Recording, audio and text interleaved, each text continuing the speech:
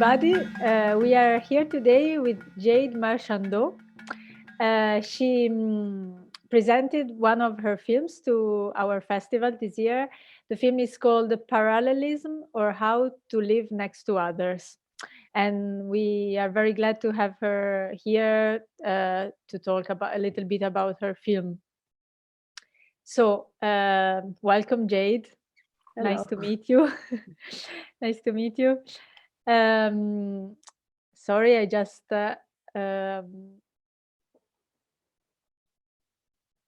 okay. Sorry, I was having some problems. Um, I was very glad to screen your movie to this festival. It was included in a section that we call the processing heritage, Yeah. and yeah, and that's what it was. Somehow I felt your film, and your film was very interesting because um, at first I felt it was really very touching and very I mean, I felt very much touched by it, and I felt that it was really like from your side there was somehow some urgency to make it, and I felt it was like I mean, it's a very personal film. It's addressing some personal um, aspect of your life, and we have also your family taking part in the film. And so my first question is just I'm curious to know, how did you come to make this film? Okay. Well, thank you for the presentation and everything. Well, I guess it's not the first film I make, but it's the first one that is composed of different stories, or at least different parts, I guess. And so I think initially, it's more every time I would meet people and show them my films, I would show them in a row. And from doing that, I realized that they function together as fragments of a whole. So I decided, okay, this time it was my final project for my master degree. I decided this time I want to make something that is a bit more rounded up, like that is a composition of several fragments like this and creates this whole.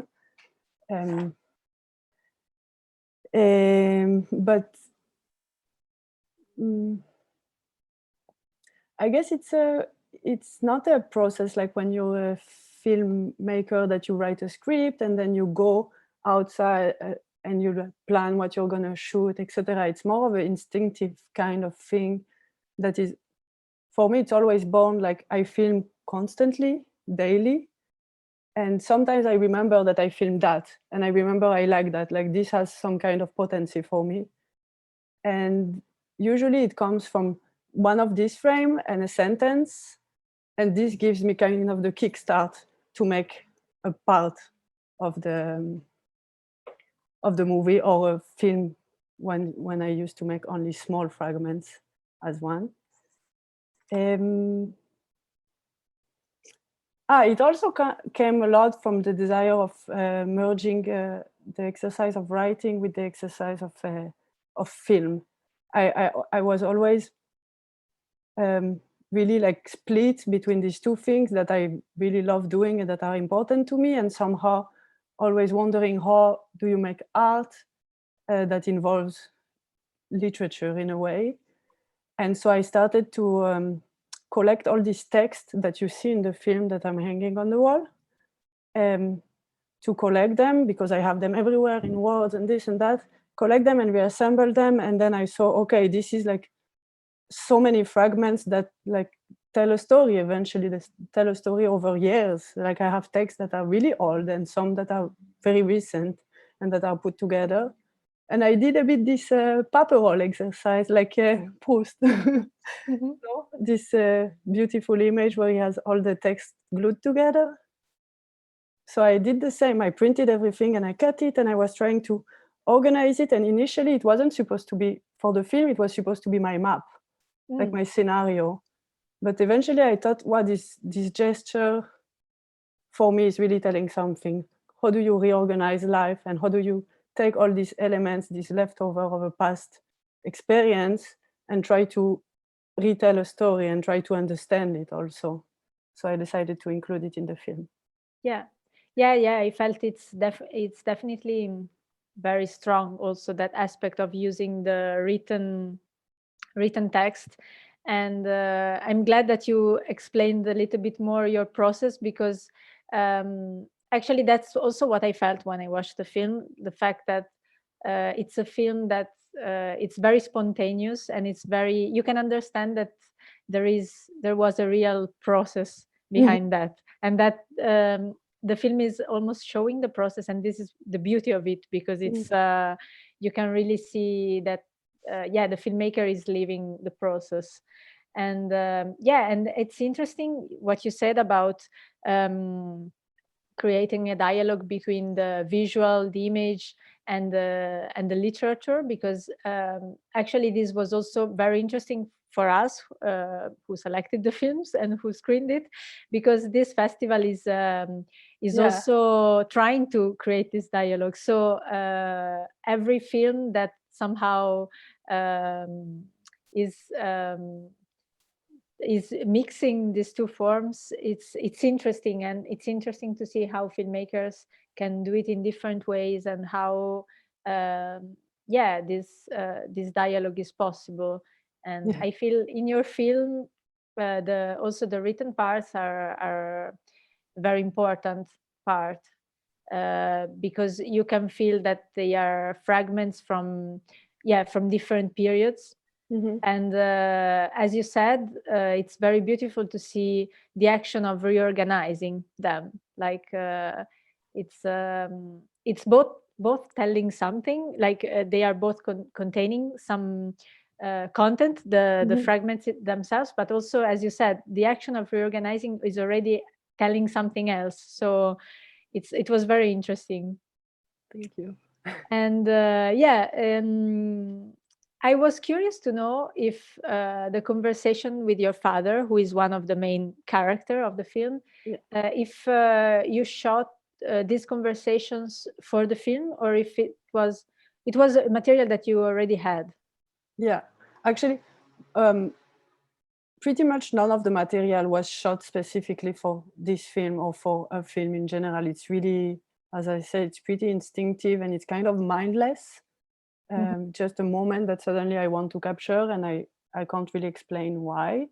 But for the conversation with my father specifically, it's really, these shots are really old. They're like 7 years old. And Okay. it just, we hadn't been in touch. My two brothers are here too. And we hadn't been in touch with him for already 13 years there. And we just showed up at his door. And actually, it was my brother's idea that I Mm. was just starting to play with film. Initially, I was mostly making sculptures or paintings, etc. And he knew that I could borrow cameras from my school. I was studying in the fine arts in France.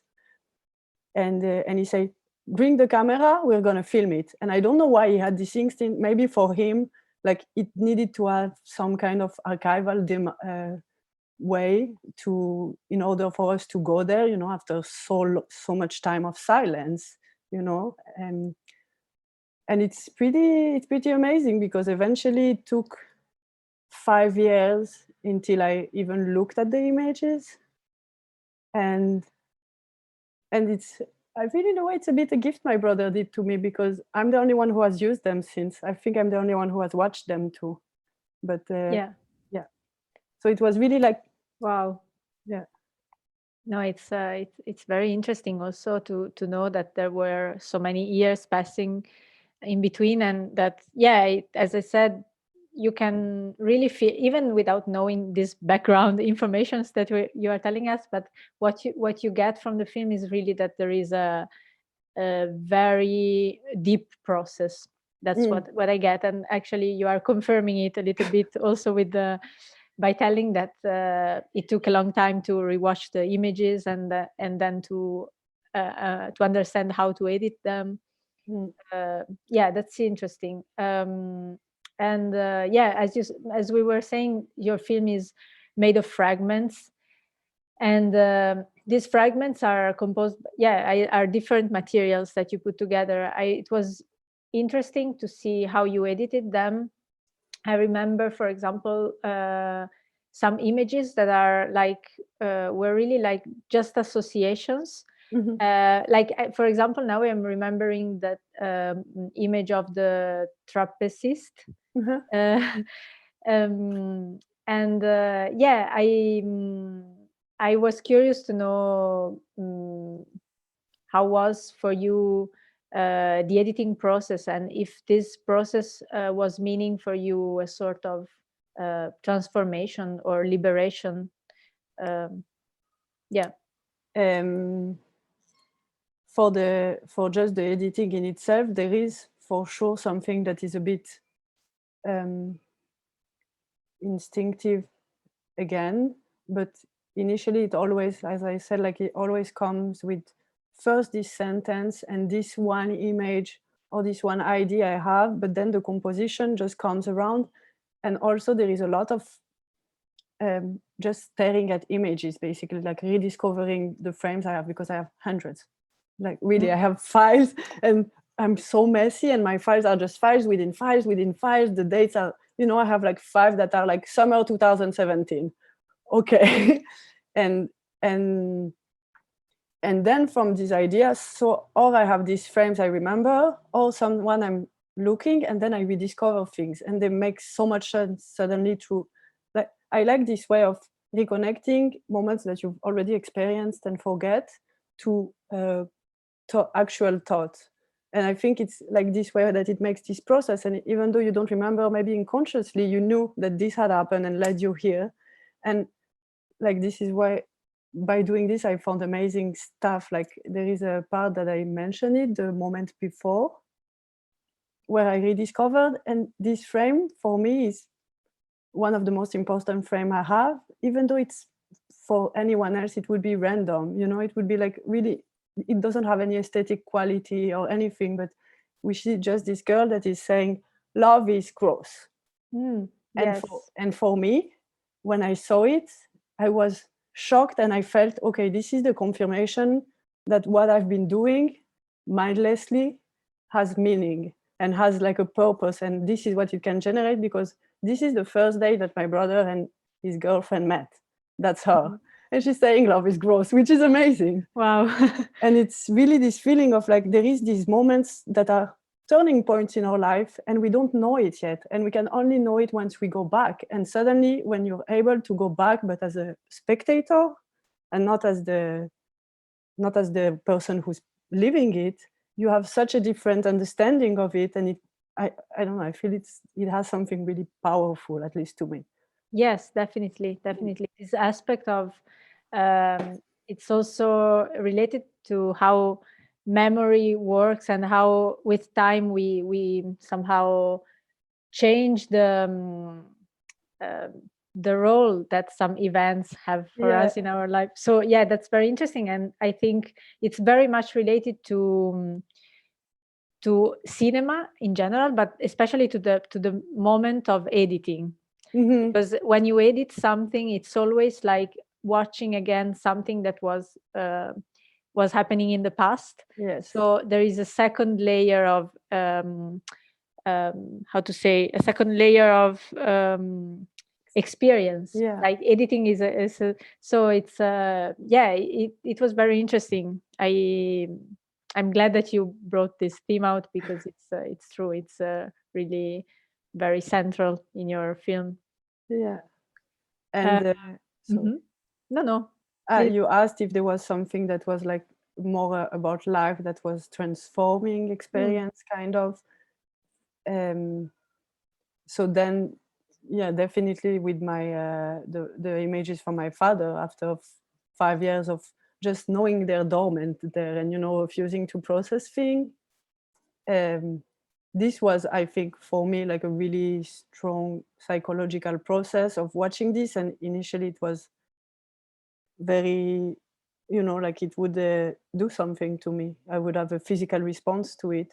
And by watching it over and over and over again, it becomes material. And this is, I think, like the beauty. And I feel I saved myself 5 years of therapy by doing this, in a way, like I was able to really create this distance and to really like look at this person and listen to his word. And I didn't remember any of the conversation. And suddenly I was living it again, but I wasn't in it.